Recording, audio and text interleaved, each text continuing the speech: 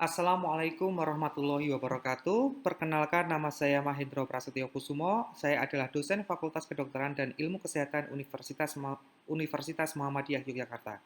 Pada kesempatan kali ini, pertemuan yang keempat ya, Bapak Ibu sekalian, saya akan berbagi informasi tentang hasil pengabdian masyarakat saya yang berjudul tentang model pemantauan pasien prolanis selama pandemi COVID-19 di layanan primer. Kalian yang saya hormati, seperti kita ketahui bahwa saat ini penyakit tidak menular atau yang disebut dengan PTM, jumlah dan prevalensinya terus meningkat. Dan PTM ini merupakan penyakit katastrofik yang di Indonesia jumlahnya juga terus meningkat. Meningkatnya jumlah PTM di Indonesia ini menyebabkan menurunnya produktivitas pasien, termasuk menurunkan produktivitas keluarga pasien. Nah, salah satu penyebab terjadinya penyakit tidak menular tersebut adalah perilaku hidup yang tidak sehat. Salah satu perilaku hidup sehat yang sering dilanggar oleh masyarakat adalah tidak tahu bagaimana cara mengontrol pola makan, bagaimana cara melakukan aktivitas fisik, bagaimana cara berperilaku sehat yang lain, begitu ya. Nah, ini beberapa penelitian menjelaskan bahwa sebanyak 95,5% masyarakat di Indonesia ini kurang mengonsumsi sayur dan buah. Selain itu, sebesar 33,5% masyarakat tidak melakukan atau kurang melakukan aktivitas fisik.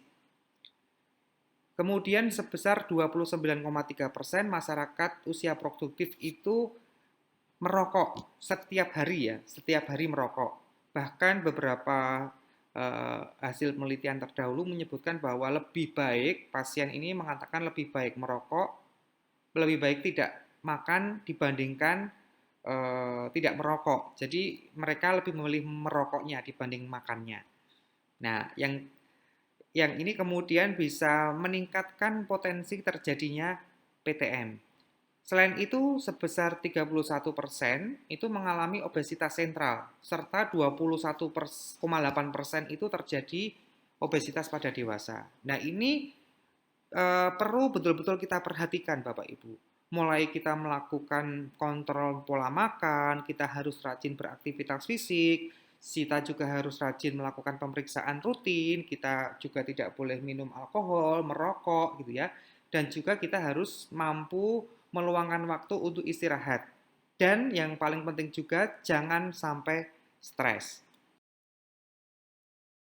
Beberapa program yang sudah dikeluarkan oleh pemerintah pusat, dalam hal ini adalah Kementerian Kesehatan, itu ada dua program yang kemudian dalam tanda kutip cukup berhasil begitu ya. Yang pertama adalah program Gerakan Masyarakat Hidup Sehat atau yang disebut dengan Germas.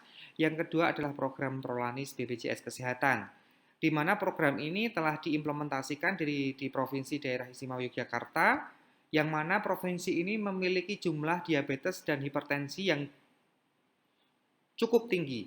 Nah, diabetes dan hipertensi ini merupakan salah satu penyakit tidak menular yang prevalensinya itu terus meningkat. Dan penyebab utamanya adalah gaya hidup yang tidak sehat.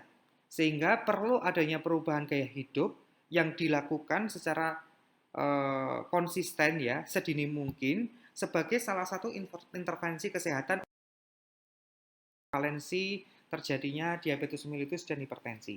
Nah, Bapak Ibu sekalian yang kami hormati, dari hasil pengabdian masyarakat kami menjelaskan bahwa pemantauan pasien DM dan hipertensi selama COVID-19 ini cukup terganggu ya. Jadi masyarakat tidak diperbolehkan untuk datang ke puskesmas karena pemerintah pusat maupun WHO mengeluarkan kebijakan tentang larangan berkerumun, harus melakukan social distancing. Ketika kita bertemu dengan orang, maka kita harus berjarak 2 meter minimal. Nah, hal ini kemudian mempersulit kita di layanan kesehatan untuk menerapkan protokol ini. Sehingga dukungan dari pemerintah terkait dengan kebijakan WHO ini, pemerintah pusat memberikan kelonggaran selama 2-3 bulan untuk tidak datang ke layanan primer, tapi boleh ngambil obat diwakilkan, atau mungkin layanan kesehatan tersebut langsung memberikan obat selama 3 bulan, asalkan pasien tidak mengalami komplikasi atau keluhan lain. Nah, yang menjadi permasalahan adalah selama 3 bulan ini atau 2 bulan ini berarti pasien tidak terpantau. Apa saja yang mereka lakukan itu tidak terpantau karena pasien tidak melakukan kontrol secara konsisten.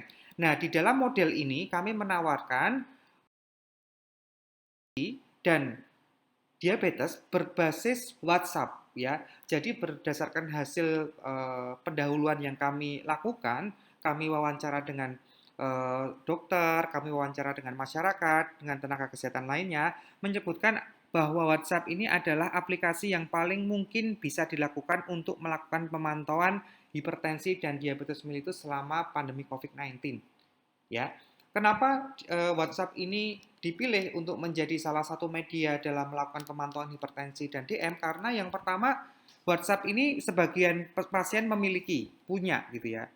Bahkan anak-anak aja sekarang sudah pegangannya WhatsApp gitu ya.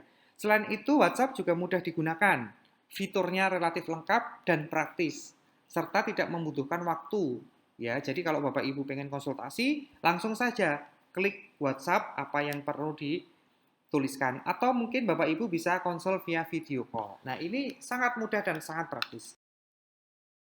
Itu sebetulnya WhatsApp ini juga bisa digunakan untuk pemantauan aktivitas fisik. Jadi aktivitas fisik apa saja yang kita kita lakukan, kita laporkan melalui WhatsApp. Ya, misalkan hari ini saya melakukan atau aktivitas fisik saya jalan sehat ya atau jalan cepat selama 30 menit gitu ya. Kemudian nyuci baju, kemudian saya nyuci mobil. Nah, ini disampaikan di dalam WA. Tentu saja WA ini nanti bersifat grup. Kenapa grup? Karena grup ini bisa memicu, mendorong eh, pasien lain untuk mau menyampaikan, mau terbuka gitu ya Bapak Ibu ya. Nah, selain pola makan juga kita sampaikan, kita foto ya. Terus kemudian kita kirimkan. Nah, nanti kita jelaskan misalkan 4 bahan makanan yang kita makan itu nasinya berapa, sayurnya berapa, buahnya berapa, dan lauknya berapa. Gitu. Pertanyaannya adalah bagaimana kalau kita ingin melakukan konsultasi, diskusi bisa. Kesehatan telah menyediakan aplikasi berbasis online namanya Mobil JKN begitu ya. Yang ini bisa memberikan fasilitas kepada Bapak Ibu semua untuk berdiskusi ya. Bahkan ketika sakit pun bisa lewat WA, lewat aplikasi ini Bapak Ibu tinggal sampaikan keluhannya dan tanya jawab nanti dokter akan merespon. Tentu saja Mobil JKN ini diperuntukkan untuk masyarakat yang memiliki jaminan kesehatan BPJS ya dan kemudian bisa direspon oleh dokter yang sudah bekerja sama dengan BPJS.